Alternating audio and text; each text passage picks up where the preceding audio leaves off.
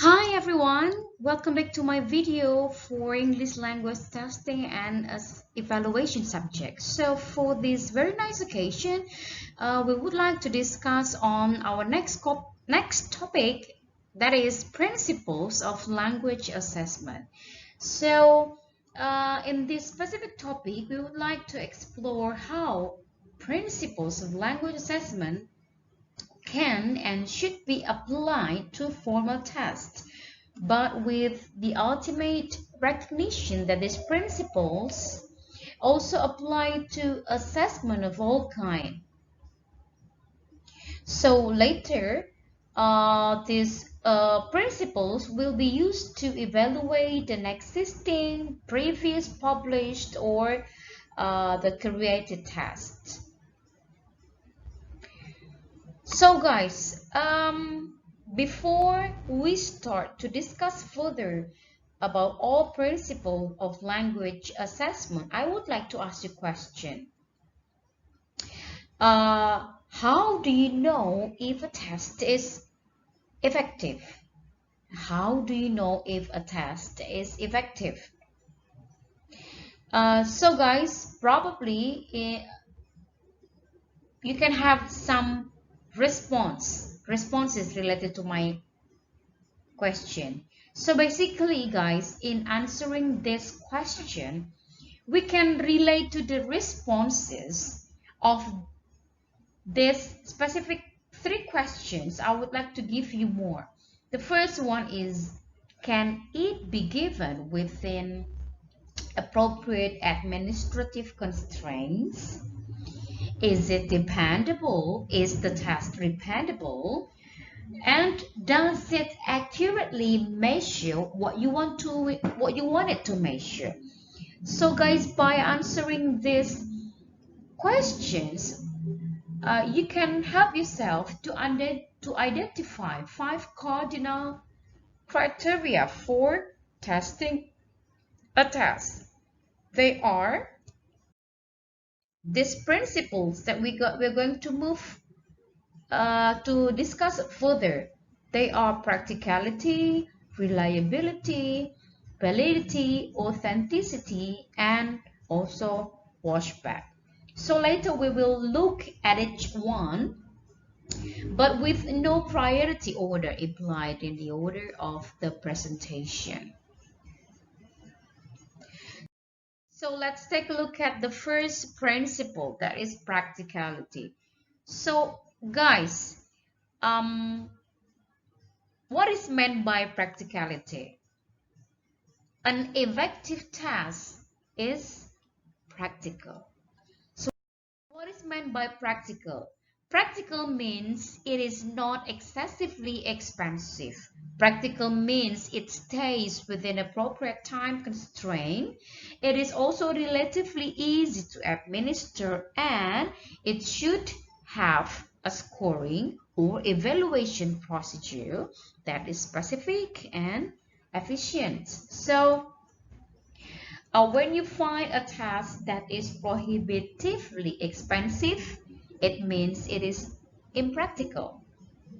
When you have a test of language proficiency that takes a student 5 hours to complete, it is also impractical. Yeah, if the test consumes more time or sometimes more money than necessary to accomplish its objective, it is also impractical. Or if there's a task that requires individual one-on-one proctoring, it is also impractical for a specific group of several hundred test takers and only a handful of examiners. So, a test, for example, that takes a few minutes for a student to take and several hours for an examiner to evaluate, it is also impractical for a most classroom situation. It is also impractical if there is a test that can be scored only by a computer, because when you are far from computer, then automatically you cannot score the test. So basically, guys, these are some points that we need to consider when we would like to provide an effective test. So then let's take a look at the second principle, that is reliability. So what is meant actually by reliability? A reliable test is consistent. Yeah. A reliable test is consistent and also dependable. So when you would like to provide reliability for your test, you need to make your test consistent and dependable. If you give the same test to the same student or match students on two different occasions, the test then should yield similar result. Uh, the issue of reliability of a test may be also addressed by considering a number of factors that may contribute to the unreliability of a test. So there are some specification related to reliability. The first one is the student related reliability. So most common learner related issue in reliability is mostly caused by temporary illness, fatigue, a bad day, anxiety, and also other physical or psychological factors from students, which may make an observed score deviated from one's true score. It also included in this category are such factors such as a test taker's test wiseness or strategies for effective test taking. So mostly all factors um, related to student related reliability is coming from the student side, either physical or psychological factors. Then the next specification is the rate reliability. Human error, subjectivity, and bias may enter into the scoring process.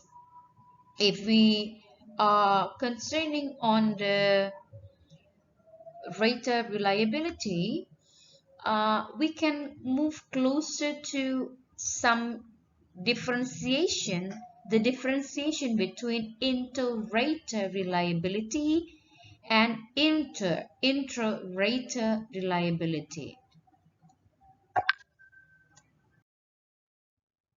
So let's take a look at take a look at further on the inter-rater and intra-rater reliability. Inter-rater reliability occurs when two or more scores yield inconsistent scores of the same test, possibly for lack of attention to scoring criteria, inexperience, or inattention, or even preconceived biases. Um, uh, Probably when we take a look at the placement test, the initial scoring plan for the dictation, for example, uh, can be found unreliable if there are two scores are not applying the same standard. But rater reliability issues are not limited to contexts where two or more scorers are involved.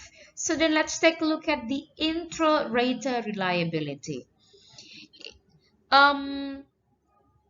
Intra-rater reliability is a common occurrence is a common occurrence for classroom teachers because of unclear scoring criteria, fatigue, bias toward particular good and bad students, or simple carelessness. Yeah, intra-rater reliability can be commonly occur from or for classroom teachers because of unclear scoring criteria, fatigue, bias to a particular good and bad students, and also carelessness. The next specification is the test administration. Unreliability may also result from the condition in which the test is administered. Um, it can be from noise, yeah, from noise outside, from the noise from outside heard by the students when they are sitting near to the windows when the student are doing an oral comprehension test.